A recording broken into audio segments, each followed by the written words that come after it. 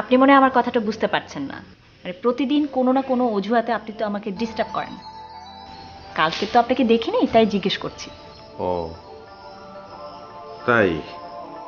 না, হয়েছে কি, ওই একটা পয়সাওয়ালা গরিব লোকের সেবা যত্ন করে আসলাম আর কি। পয়সাওয়ালা গরিব লোক? হুম, খুব গরিব, অসহায় লোক, পয়সাওয়ালা। না, আমি আপনার কথাটা বুঝতে পারছি না। না বোঝার তো কিছু নেই।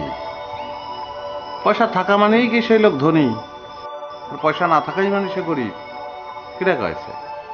এরকম অনেক লোক আছে যাদের টাকা পয়সা সেরকম নেই, কিন্তু তার কোনো চাওয়াও নেই, সে তৃপ্ত, সে ভালো আছে, সে হচ্ছে আসল ধনী।